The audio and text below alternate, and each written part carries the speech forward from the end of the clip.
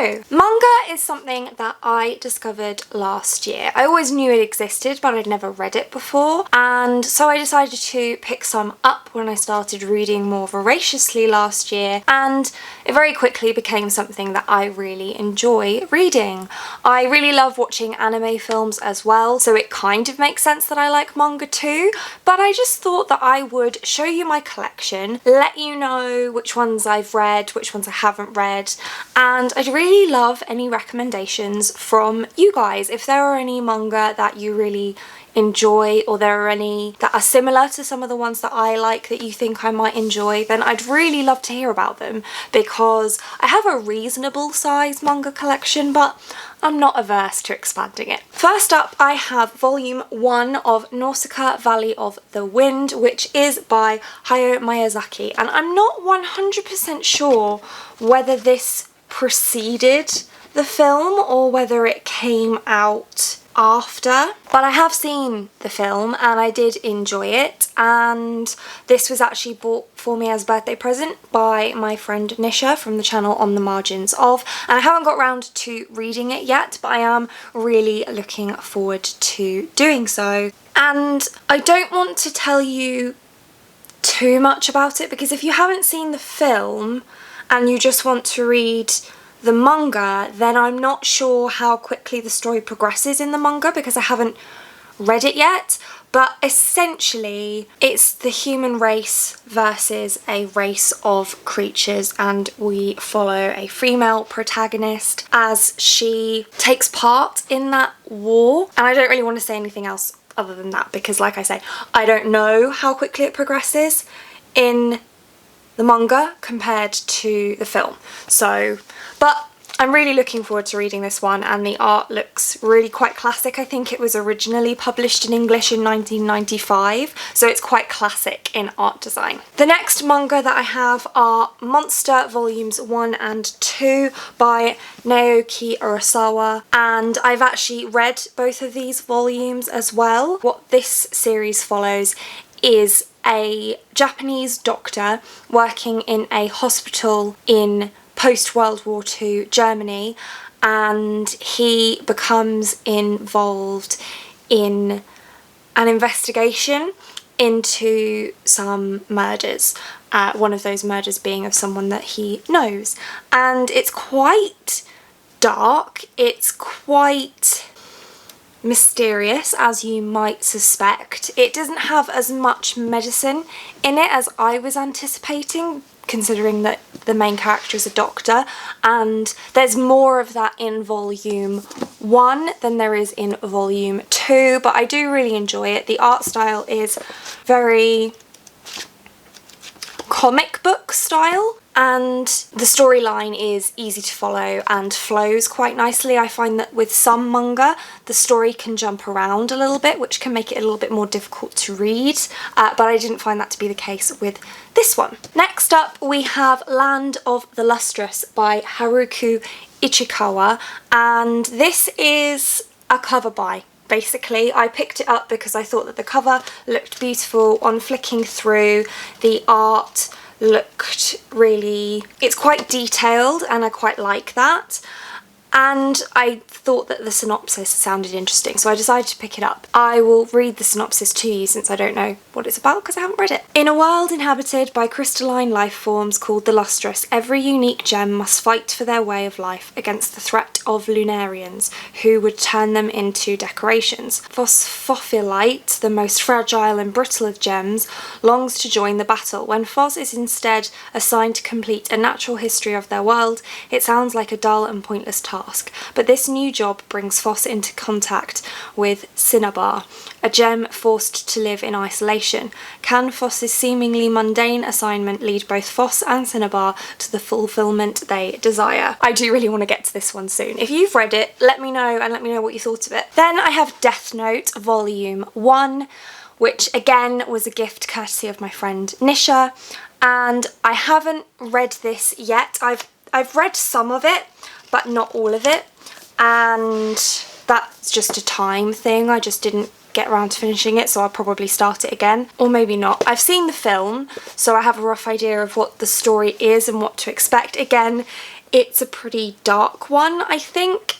You probably already know what the storyline of this series is about, but just in case you don't, an angel, but not, you know, gossamer winged and really beautiful type angel. This is one of the angels here, drops his death note, which is essentially a book that you can write the name of a person and the method of death, and that death will then happen in the way described if it's written in the death note. And the death note is picked up by a human who becomes somewhat of a vigilante, I suppose. And so yeah, it's quite dark, but I enjoyed the film. I mean, the film wasn't amazing, and I think people who have read the manga pretty much agree that the film isn't too great, but the storyline I like the sound of, and so I'm quite keen to pick this up, and hopefully I'll get round to it soon. I might try to work this and some of the others that I haven't read into the newts, which are coming up in August. Then we have a series that probably needs very little by way of introduction, and that is Full Metal Alchemist by Hiromu Arakawa. I didn't tell you who Death Note is by. It's by Tsugumi Oba, and the art is by Takeshi Obata. Full Metal Alchemist, I have the bind-ups of 1 to 3 and 4 to 6, and I've read all of them apart from volume 6. I don't know why, I just have got caught up reading other things, but I do want to finish it and probably pick up the next bind-up because I do really enjoy these. Again, if you're watching this video, you probably don't need me to tell you what this series is about, but we follow two brothers, Edward and Alphonse Elric, who are alchemists, and when they attempt to use alchemy to bring back their mother from the dead, it goes horribly wrong, and Edward loses an arm and his brother Alphonse loses his entire body. And so in order to save Alphonse's soul, Edward gives up a leg to bind Alphonse's soul to a suit of armour. And then they become state alchemists, so they get involved in lots of alchemical mysteries and investigations and adventures and that sort of thing. And the cast of characters in this series are really likeable. Aside from Ed and Al being really engaging, there are some absolutely incredible side characters. I did start watching the anime, but then I decided I didn't want to watch the anime until I'd read the manga because I didn't want to spoil myself for the manga, so I haven't continued on with Full Metal Alchemist Brotherhood or Full Metal Alchemist anime because, like I said, I want to finish the manga first. So hopefully I will get on with reading volume 6 very soon so that I can then continue on with the rest of the series. Then we have Maid Sama by Hiro Fujiwara, and I have bind-ups of volumes 1 and 2 and 3 and 4, and I've read volumes 1 and 2, but I haven't yet got round to reading volumes 3 and 4. This follows a character named Misaki, and she is the head of the student council at a school that used to be an all-boys school and has now started accepting female students, and so she is trying to make the school a more comfortable place for female students. But in her spare time, she also works at a maid cafe, and one of the other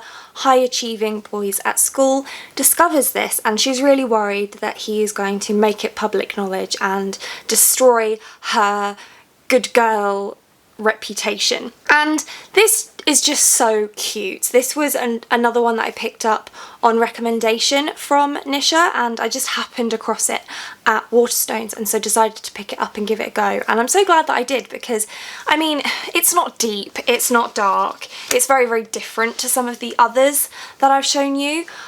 For example, although Full Metal Alchemist has its comedic moments, the themes are quite dark usually, whereas this is just completely the opposite of that. It's light, fluffy romance essentially, because I mean, chances are our protagonist is going to end up with this guy who's discovered her secret, and I can't wait for that to happen because I think that their relationship will be so cute once it gets started. So I like to keep these on hand for when I'm feeling a little bit low and want some cheering up, because this is exactly what this series does. Next up is W. Juliet by Emura, and this is another one that was recommended by Nisha that I tried to find but could not locate, and then she very kindly sent me a copy for my birthday. And this follows two students in high school who play Romeo and Juliet in the school's production of the play Romeo and Juliet by William Shakespeare.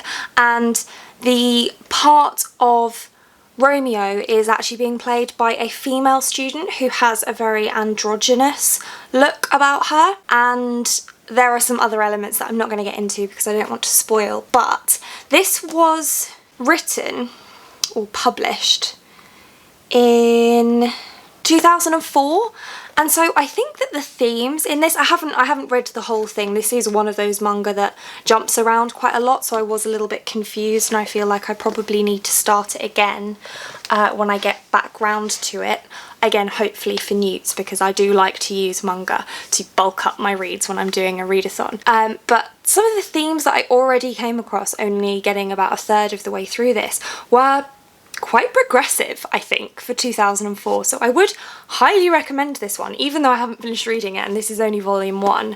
I do think it's worth picking up because I was really impressed, even by the point that I got to, how the author managed to deal with such themes that are actually quite prevalent right now, but maybe 15 years ago when this was first published they weren't as talked about, and I think that that's quite impressive. Then we come on to my favourite manga series that I have ever read so far, and that is Orange by Ichigo Takano, and I read these as part of the Owls in April and I absolutely loved them. I found them I was just so emotionally invested in the story, and everything that was happening to the characters just touched a nerve for me, I feel like. And I mean, it was a little bit triggering for me in places, but just because of the depression elements at the time that I read it, I was really struggling with my depression,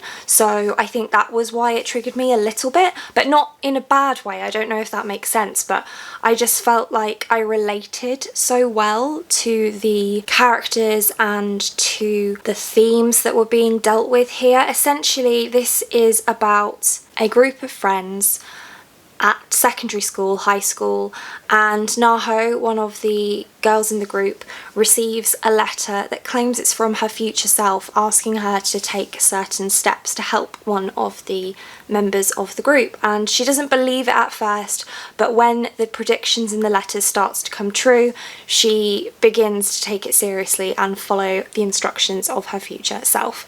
And I won't tell you any more than that, other than to say that there are trigger warnings for depression and suicidal thoughts, so just be aware of that. But I loved this trilogy. I've got the complete collection 1 and 2 and then Future.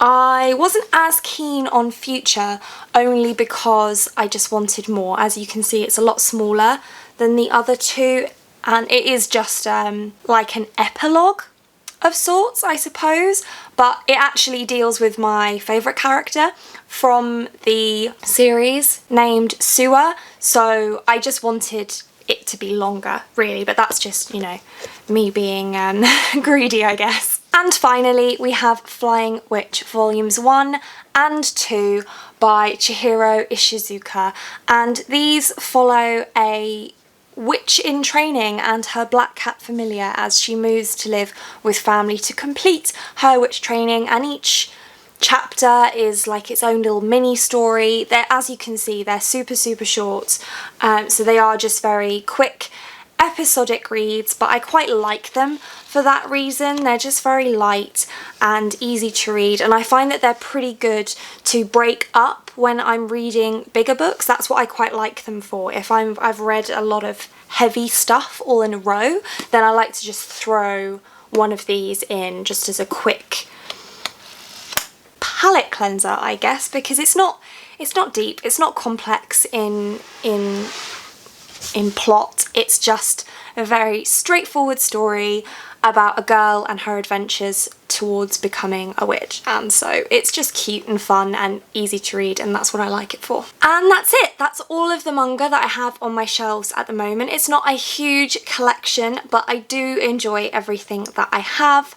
And like I said at the beginning, I would really love to know if you've read any of these and what you thought of them, if there's anything that you think that I would like based on what I already have, or if there's stuff that I don't have that you think I should absolutely be getting to. I'd love to know. I'm always looking for recommendations for manga because it's such a new genre to me, but one that I really, really enjoy. And if you have any favourites, let me know about those too. But that's it for this one. Thank you so much for watching. If you like this video and want to see more like this from me, then do think about hitting that subscribe button, and I hope to see you here again soon.